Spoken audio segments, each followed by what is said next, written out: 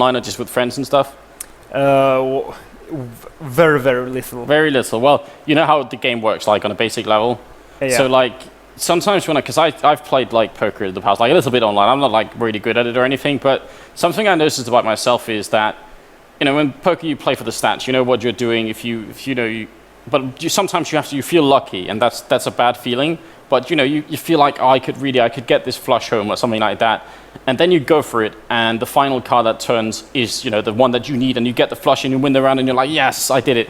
And then you remember that one time, you remember it forever. You're like, oh, I remember that one time when it worked out. And then every other time you're in a similar situation, you try and go for it because you remember the one time.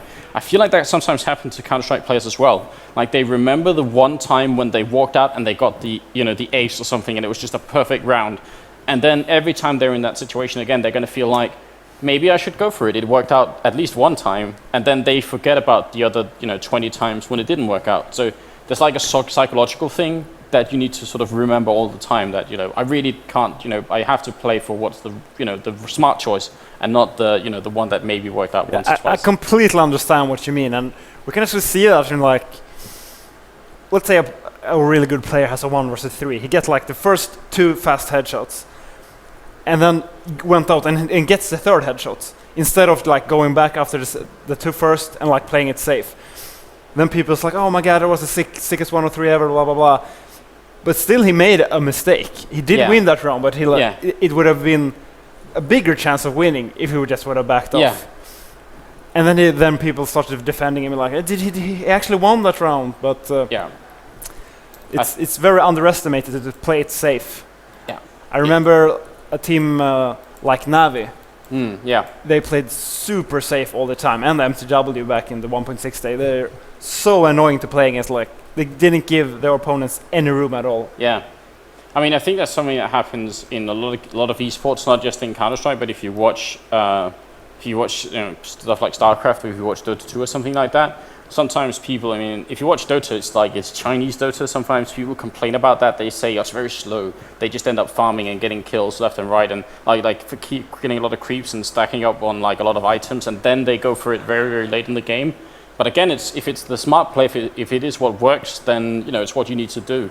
So I definitely think that is sometimes a little bit underrated, having to play smartly, because it seems like you're playing like you're scared, or maybe you're playing like indecisively or something like that. And especially if it doesn't work out, then people are like, oh, you should have just gone for it. Exactly. And I'm just going to say something a bit controversial. I might get a bit blamed for it, but one team that is notorious for doing this kinds of thing is actually NIP. Yeah. But they're so good that they can get away with it. Yeah. I think it's true. Yeah, because Force and Get Right, they will win the situations, but sometimes, like the last frag of the round, they could have played more defensively, and that had made more sense. They still are getting the headshots, and maybe it's the momentum they gain by doing that. Actually, like, they gain so much from it, it's actually worth it. Yeah. But in a perfect world, they wouldn't have made that decision.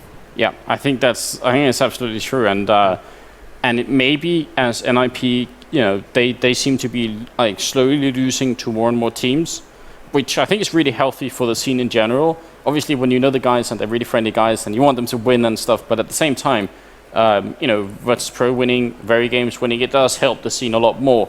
And maybe they're going to start to maybe change their game slowly, and maybe sort of realize that some of these situations that they end up in could be played a little bit better. And you were talking about something actually I forgot to mention, because you were talking about FiveCrowns, which is someone who's sometimes taking a lot of heat from various players. I think there are sort of people making slow careers out of typing, making like funny threads on HLTV, like minus FiveCrowns plus whoever seems to be doing good on any given day, and that's funny sometimes. It's it's great. I think FiveCrowns also thinks it's interesting, but something I was actually told, which I didn't know, is that I realized he's like a support type player, and if FiveCrowns ends up in like a 1-on-3 situation, it's basically not really his job to clutch that 1-on-3. That's because Forest or Get Right insists they did something wrong then to make it a 1-on-3 essentially. But what I was told is that actually in a lot of maps, FiveCrowns will be like the one player who picks a position that nobody else wants to play. And like for instance on Nuke, Nobody on NIP wants to play in the ramp room. Like Forrest hates it, Get Right hates it, everybody hates it. And FiveCrowns is like the one guy who says, okay, fine, I'll do it. So like that also gives the other players a lot more room to play where they feel most comfortable. Yeah. So that's a huge thing to have on a team, someone who's not going to whine or complain, but who's going to like, you know, do the thing that nobody else wants to do. So if you pick up somebody else, they might not be like that. So that's also the problem. Yeah, then you have sure. Forrest playing in a place where he doesn't want to play and maybe he plays worse. I mean, there are a lot of positions on different maps where you basically get very, very few frags. I would actually say like B on Mirage usually is that kind of position, because if we would have like statistics of which site the terrorist attacks, I would say 75% of the time, or maybe more, like 85, the bomb is going towards B. Yeah. Only 2 to 4 rounds each half they're going towards B on this map. And if you're playing B, of course you're not going to get frags. You're going to get in those after plant A situations, which is very, very tough sometimes. Yeah, I mean, sometimes you have to save before you even see the action, because your whole team died and you're like, oh, I was just heading to the action, but now I guess I'm saving. It's like really frustrating. Or try to win a very, very tough 3v3 after plant or something. Yeah, I think that's definitely something that, you know, a lot of people experience in various situations. We're still just getting ready, guys. I think we've got 9 people on the server, so just missing the last person to get on. I think, you know, hopefully not too much of a problem, but you never know with the, you know, game updates and Steam and all that stuff. So again, I'm sorry about the delay, but we hopefully will be live pretty soon with Mirage here, the second map in a best of 3. And Epsilon did actually ended up taking a fairly good win on Nuke, but this obviously being a sort of a very different map, as you were saying, pretty much the most equal map in the pool, and something that a map we've seen in all the games or all the matches today. So teams seem to be favoring it a lot. Have you played the new version of Mirage? It's like, it's, you know, coming out soon, I think. Yeah, I've tried some random ranked games on it. I don't really like it. I hate the fact when you try to go into the vent from CT spawn, there's some kind of like weird tree thing blocking your way, so you have to crouch a bit longer, which basically makes you get into the balcony like 1 second later. Oh. And the terrorist gets such a big advantage in like peeking with the op there. So. Yeah, okay. Well, I mean, there's a lot of things that have changed, and I mean, I think that's what Valve are trying to do anyway, that they're trying to like adjust it as it comes out, so it's going to like slowly get updated with community feedback. That's the impression I got. So hopefully they can change some of those things. It's definitely it's changed a lot. And trying to like, you know, mess with what is essentially the most popular map, that could definitely be dangerous. Yeah, for sure. And we're actually jumping into the game right now. Oh, fantastic. Yeah, we are indeed. The knife round coming up. So welcome back if you're just joining us. Here we go, live with the second round in this best of 3, the FACEIT monthly cup here, the grand final between Epsilon, Razer, and FiveCrowns. So the first map going in favor of Epsilon. A lot on the line here for FiveCrowns to try and take this. $1,500 cup here, so they're gonna want to take a victory here, especially because they've been playing some really long games. I mean, best of 3s and the quarterfinals also best of 3s. I think they've been playing 5 rounds each so far, and 6 if you count this the first one. So 7th round coming up for both these teams. Yeah, they have been playing a lot of Counter-Strike today, and yeah, this knife round might not seem that important, but the interesting thing about Mirage, it's statistically the most balanced map, but I feel like it's still one of the most common maps to see a very advantageous CT side. Those 13-2, 14-1 sides is actually quite common on this map. I mean, it does happen, but again, I think it maybe not compared to Train, but maybe not. No, but it's true, and I think sometimes that's down to the idea that some teams they just favor playing on either the counter-terrorist or the terrorist side. A team like, I mean, they've changed around so much. Maybe it's difficult to say, but a team like Copenhagen Wolves, for instance, really notorious for being just very good on the counter-terrorist side, no matter what map they play. And they will easily drop a lot of rounds, say on the terrorist side of Dust 2, where you're supposed to be winning some maps, or some rounds. They could easily drop a lot of rounds, and then they go on the CT side and just win, you know.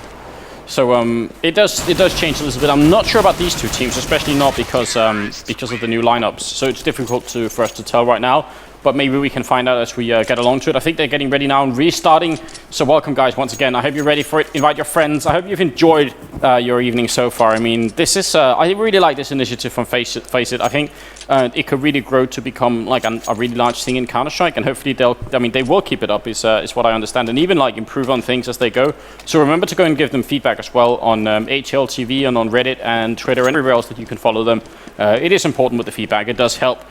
Here we go. Flush actually not taking some damage because they're not live yet. They are just waiting for the restart. It's gonna say. It was just gonna say. Det hände något. That means something happened, and I hope it's nothing bad that will delay the game even further. Pete here asking what happened.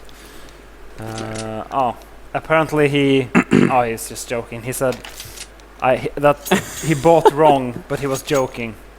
Oh. And now there's writing things I should not translate. No. Stuff that we can't even say on Twitch.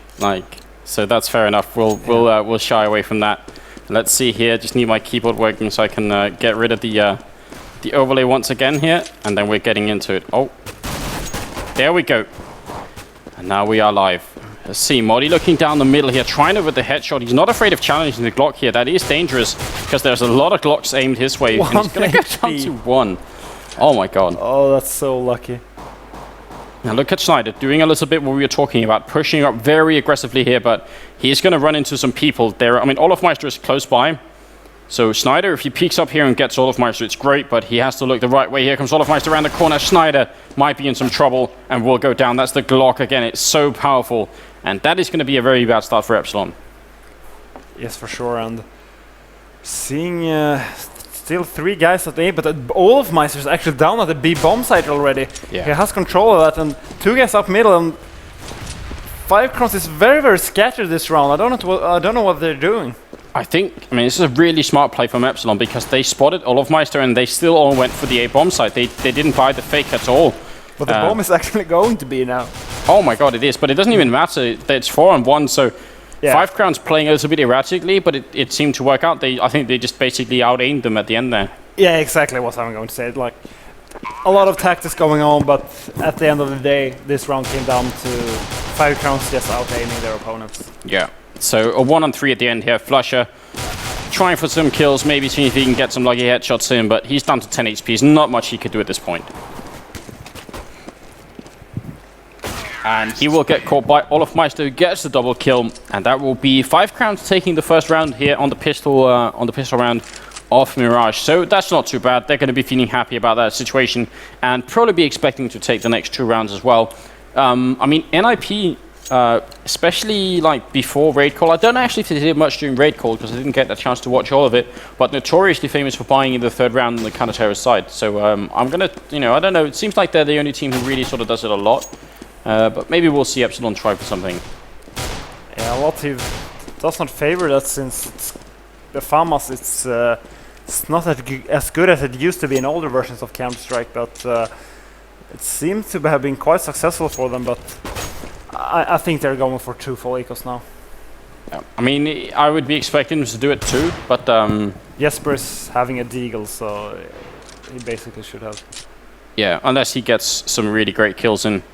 What is this he's doing? He shot up like the top wooden boards here, and he's looking over them. This is clever. I've never seen anybody do that before. So yeah, if they come in here through the catwalk, maybe it's going to work out. But it looks like they are going to the A bomb side, unfortunately. So we won't see that in action just yet.